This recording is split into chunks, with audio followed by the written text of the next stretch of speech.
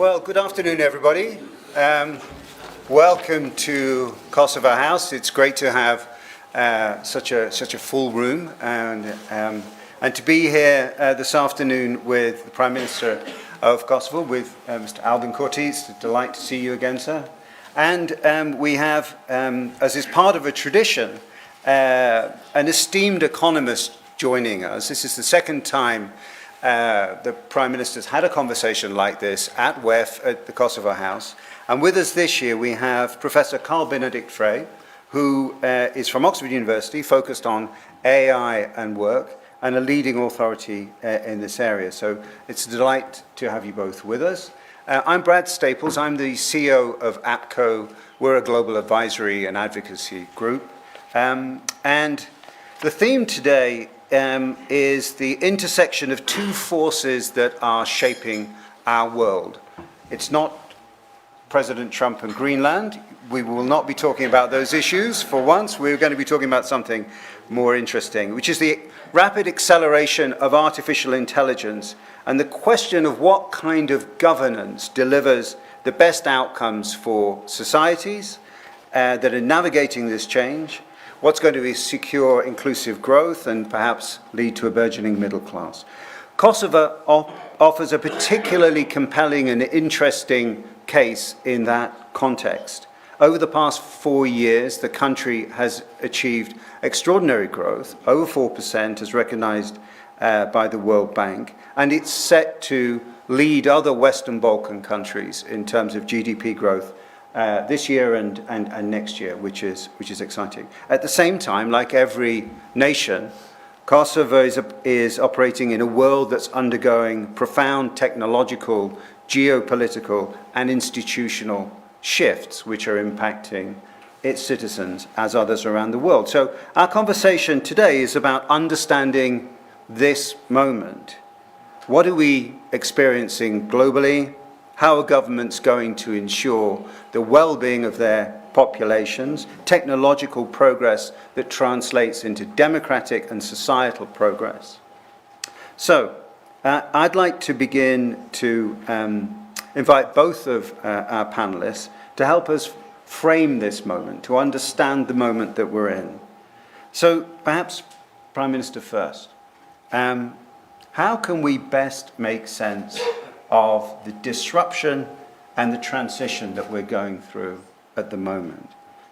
What sort of leadership is needed to navigate a moment like this? Perhaps you can help us to understand the moment and the leadership that's needed to respond to it. Thank you very much for this question and for this conversation. Welcome to House of Kosovo. It's a great honor and pleasure to have you here. Let me start by saying that I belong to those who believe that values and interests should not be decoupled. I'm not saying that they are one and the same thing. I'm not saying that quite often one is not going to encounter difficult choices, but then again, starting point should be that we don't need to decouple these two. So when you say leadership, I immediately think of democratic leadership. Not only pursuing a certain idea that you turn into a program as an assembly of goals and objectives, but also maintaining the contact and unity with people. As a leader, you should not detach yourself from the people, because that is the possibility for corruption. Once you have detached yourself from the people, in terms of cultural mindset, in terms of awareness in a situation, in terms of financial and material wealth, this detachment is going to create the possibility for corruption. Therefore, democratic leadership implies ideas that you pursue, but at the same time, it implies a sense of community and togetherness with people with whom you are trying to implement a certain program with a plethora of projects and activities. Therefore, it must be a democratic leadership, because it has to be together with the people. You know, people might still do well without politicians, but politicians have no meaning without people. And one should bear this in mind all of the time.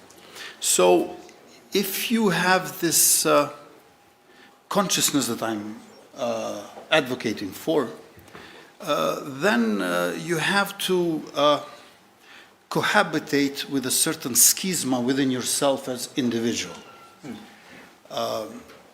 Democratic leader is someone who is so democratic that almost not really a leader, is a leader who understands that actually is following the people, not only leading them. So perhaps this schisma is not the one that enables anymore to talk about leader as individual. It's like almost individual. Don't misunderstand me, it's still you.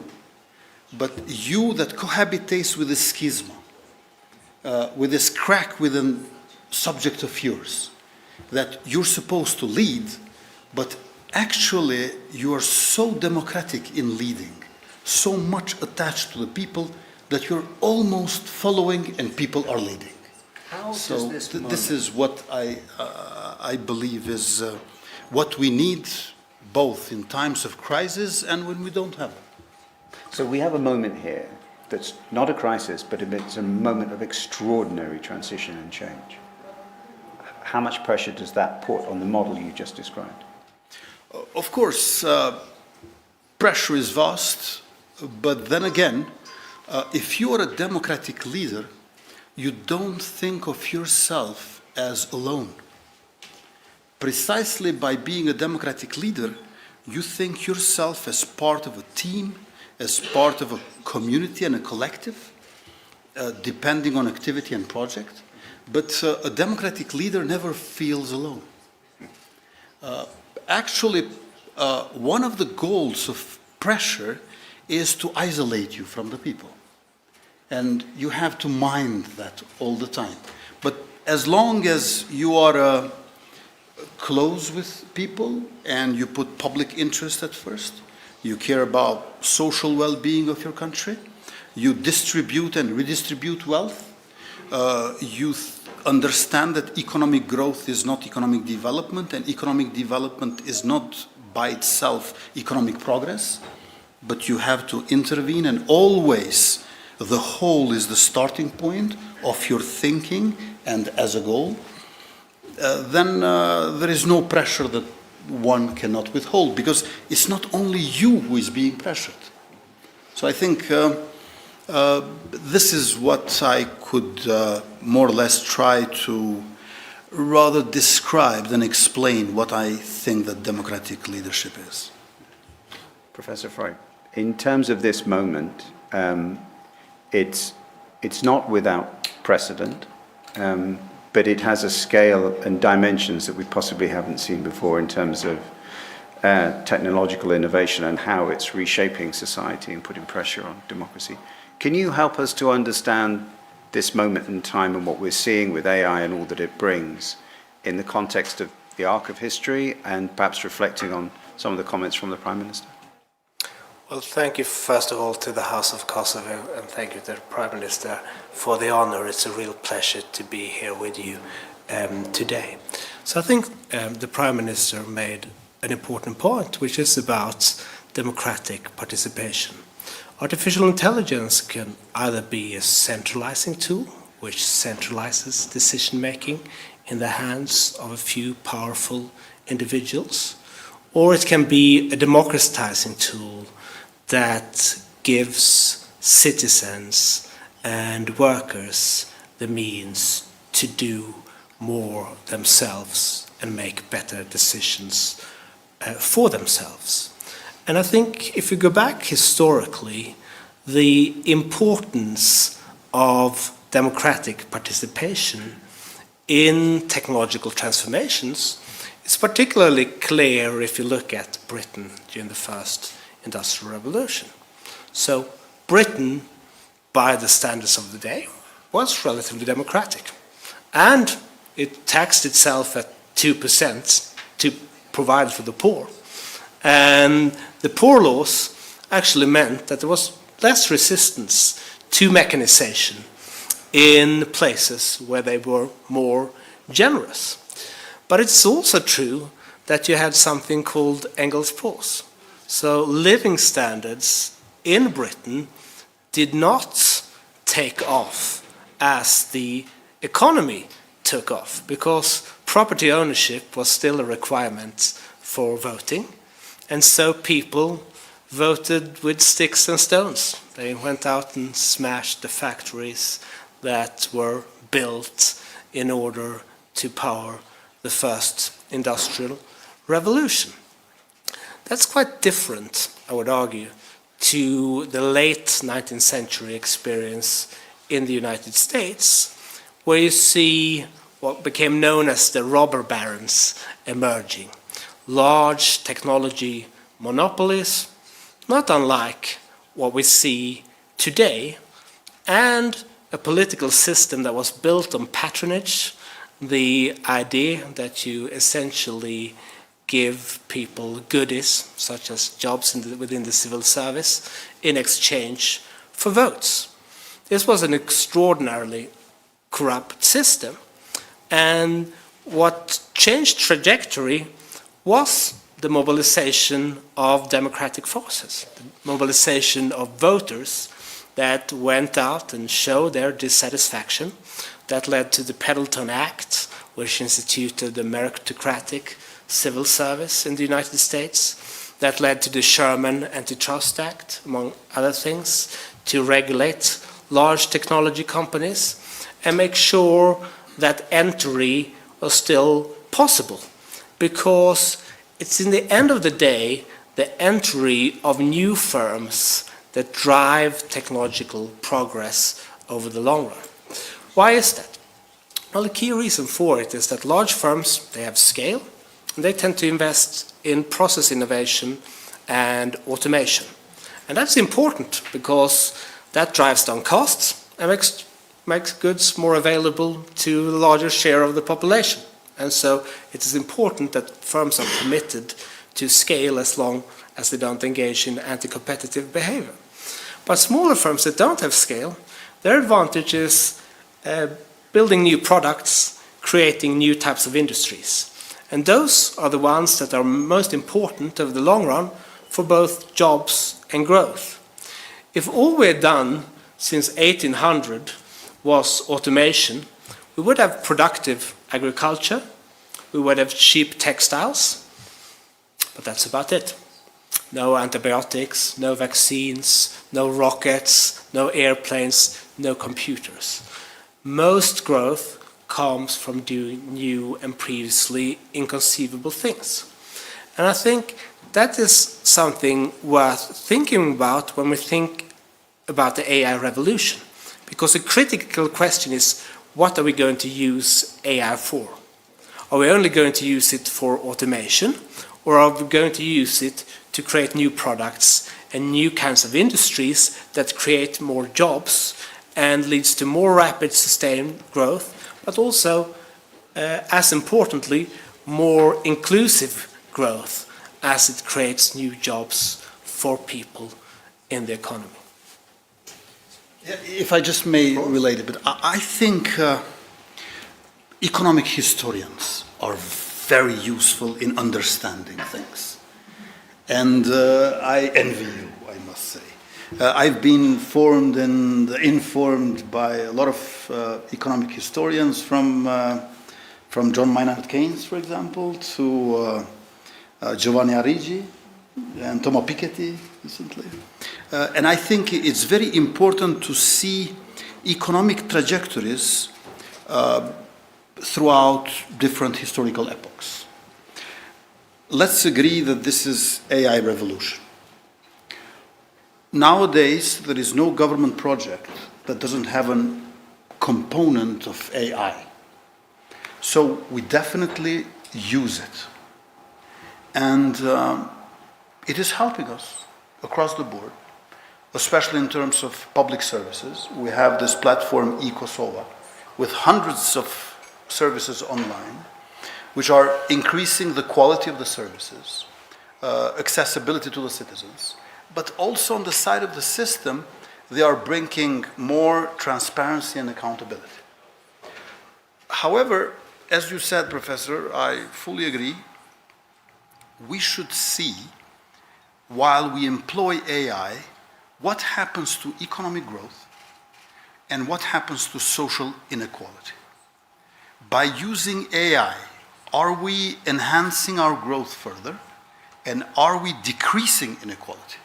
So this could be the litmus test of AI. So not just to see AI in terms of functionality, efficiency, speed, velocity, to put it in other words, and simply. So doing things faster.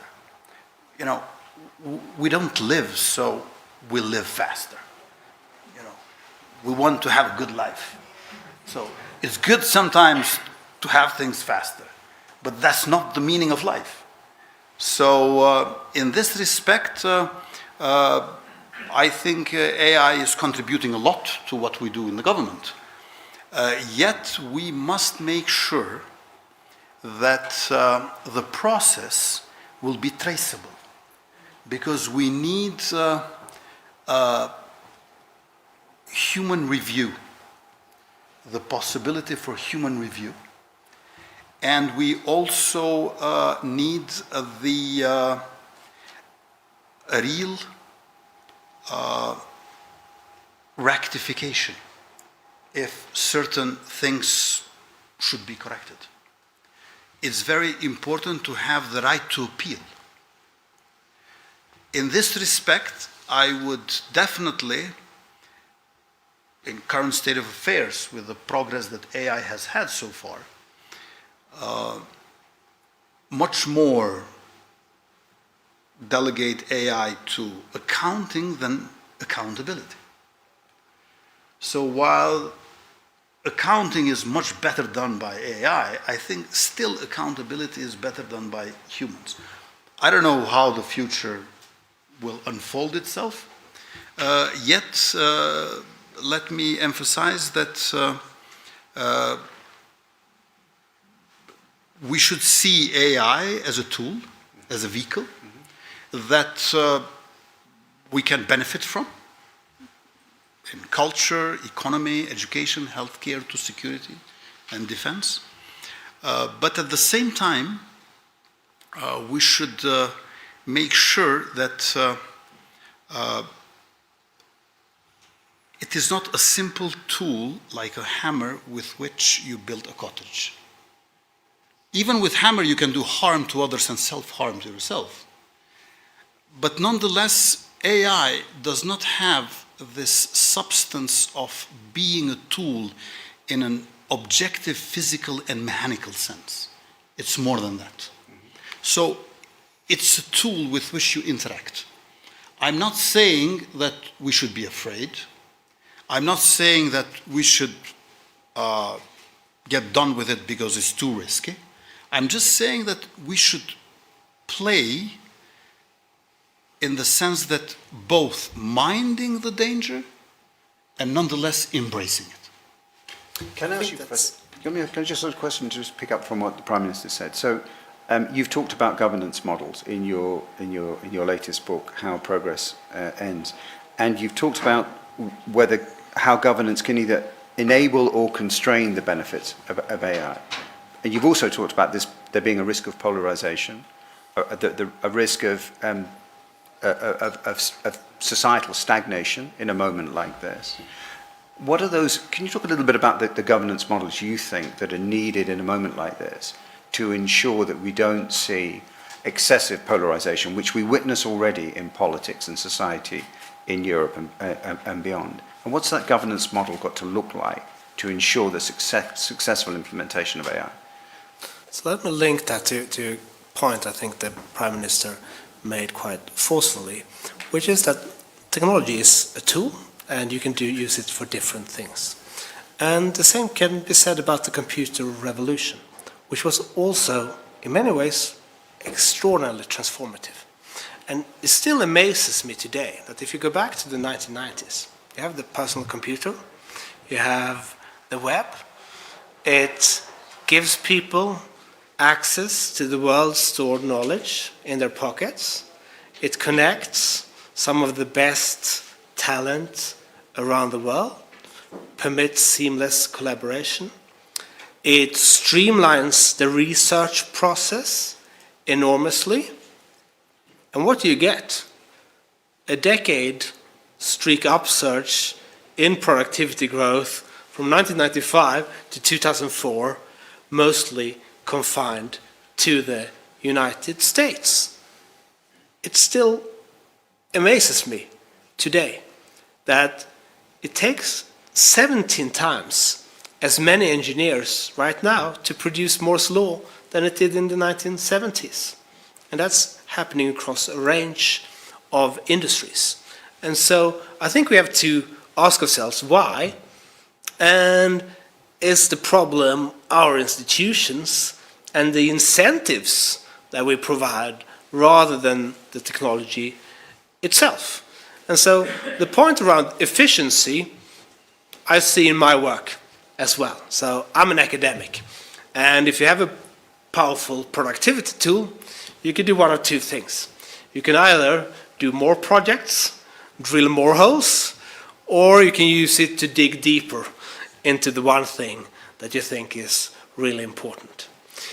The more holes you drill, the more thinly your attention is spread across multiple projects. The less likely you are to make a breakthrough in any given domain. And we see this in the data. The more projects any given scientist or inventor has at any given point in time, the less likely they are actually to push the boundaries, push the frontiers. So if all we aim for is efficiency, that's clearly the wrong goal when it comes to innovation, and that's clearly the wrong goal for many other things in life as well. And so the incentive structures, the reward function that we provide is going to be really important for determining what people do with a new technology. And I think for technologies that are in the early days of invention, that haven't really yet quite matured, I think it's really important to have relatively decentralized models of governance that permits people to experiment widely. And so, back in 1999, Bessemer Venture famously declined to invest in Google. They probably regret it today, but it also illustrates that Google wasn't a safe bet at the time. Alta Vista and Yahoo were dominating search. And so somebody needed to take the risk of investing to know whether this thing will catch on. Today we don't know if the future of AI is large language models, is it small language models, is it symbolic AI, is it some fusion between the two, is it something else? The only way of finding out is giving people the autonomy to explore and figure that out. And that means vigorous market competition. It means decentralization within organizations so that people that actually work with the technology have the autonomy to take important decisions. And I think that's one of the key reasons, by the way, that the United States did relatively well during the computer revolution is that American firms were more decentralized. And so people that were closer, worked more closely with the technology, they were able to make decisions and they could respond more rapidly to this important technological event that nonetheless didn't quite live up to the expectations. And I think we need to learn those lessons with artificial intelligence as well, because artificial intelligence by itself is not going to lead to the abundance that many people hope. What we need to make sure we do is to provide the right incentives and also safeguard competition that facilitate experimentation and innovation. Given that backdrop, you're in a new phase post very successful election outcome. Kosovo is both aligning with the EU, building democratic institutions, looking to enhance it. Kosovo sector, 6% of GDP. By comparison, agriculture is 7% of GDP. And I think that we're not just going to do fast forward kind of catching up with the rest, but rather I want to believe that we are going to have more original solutions for something which will belong to Republic of Kosovo and its people, and especially its youth. So that's why House of Kosovo we called home of talent. Because, you know, house can be empty, but home is not empty. Through a certain being, house becomes home. And this being, this entity is talent, and talent is talent of youth. It's in our universities, but also in private sector. The greatest returning on capital, when it comes to government investments, so to speak, was scholarships for women in STEM, science, technology, engineering, maths. 50% of students, as we speak, in Kosovo, who study in dozens of universities and colleges, are women. By comparison, it's only 17% in average in EU. So, you know, I think we should not just do this like having to catch up with a leader. You know, you should find your own ways in developing. So also in terms of conditionally speaking, ideological viewpoint and macroeconomics, I'm more of a heterodox. You know, like you need to combine things, what suits you best. And in this respect, by growing, we also see that possibilities for further growth are further growing. And this is what makes me think that of Kosovo, we can speak in the near future as if it is new Estonia of Southeast Europe, or perhaps Estonia plus, something that others will refer to us. I think we have high ambitions, but these are ambitions of our youth. There's something of a roadmap in what you've written in your last book that I think is potentially instructive or interesting for Kosovo. You've talked about the importance of networks. You used the phrase collective brain and the idea that innovation emerges from a dense network of people and ideas and institutions. Can you talk a little bit about the importance of that network effect? Because for a small country which has a young population, well-educated population, but also the added value of its global network. And we sit, Switzerland is the second home for Kosovans. I mean, this is, so can you talk a little bit about that network model and issue, and then perhaps we talk about how it might apply in the Kosovo context? So in the 1920s, America introduced prohibition. And you might think that, you know, that's a policy that shouldn't have that much of an impact on innovation. But actually, because saloons were where people met after work and discussed ideas, prohibition meant that those social networks essentially disappeared. And as a consequence of that, you see a very marked decline in patenting, not just in terms of collaborations, but even solo patenting, because people become less exposed to new ideas that they will often get at the saloon. And, you know, various saloons catered to different occupations. So this was really, you know, a place where people met after work and exchanged knowledge and ideas. And so when you disrupt a social network, you imperil your collective brain. And so having a society that is rich in trust is really important, because if I share an idea with you and I can't trust you, why on earth would I do it? you might just steal my idea anyways. If you tell me that, all I need because, I've dehydrated is, water and sugar instead of medicine, and I don't know you, why on earth should I believe that? And so for technology transfer as well, trust is really important. And I think for countries that have a young population, because most people tend to, unfortunately for me, do their most innovative work early in life. We have that in the data. And a society with high levels of female labor force participation. That's also important, because otherwise you exclude a large part of your collective brain. Or a society with closed borders will also imperil its collective brain, because what you get is that people who go out and work abroad come back and bring back knowledge home, right?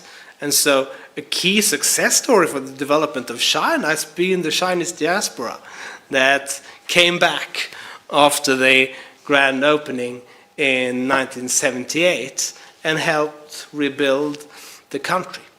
And so the free flow of knowledge and ideas, I think, is absolutely critical to innovation in any society. And I think it's also a big part of the European project that we should, treasure and continue to support. Since both of you mentioned brain several times, can I make a wish? Yes. I wish AI will, in the near future, be used with a specific focus on us trying to understand better and more brain, rather than just trying to partially substitute or exceed it.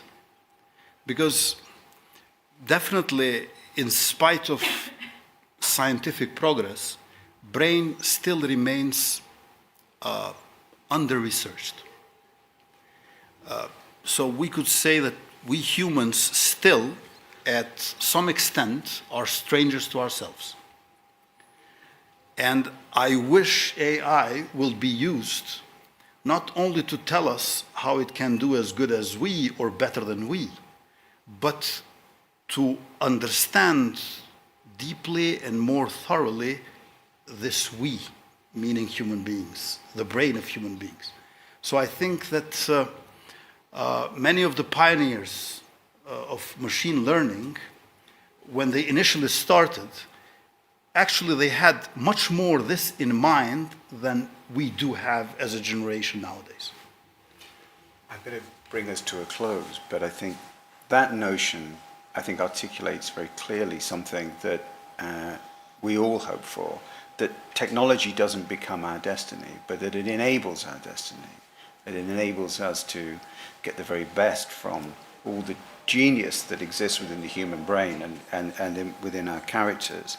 And without that, as your book illustrated, deep inequalities can prevail and societies can be fractured.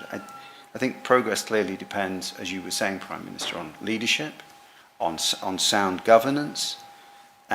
With those, we'll get the best from innovation, build a strong middle class, and see a thriving society. And Kosovo's experience recently with strong economic growth, a very engaged, politically aware young population, suggests that the country's in a strong place and can make an important contribution to Europe. So, thank you very much. Well, thank you very much as well. What we have done in these past 5 years, we have been working hard and intervening smart. And we look forward to do ever more and ever better in the next mandate. Wonderful. Thank you, Professor. Thank you, Prime Minister.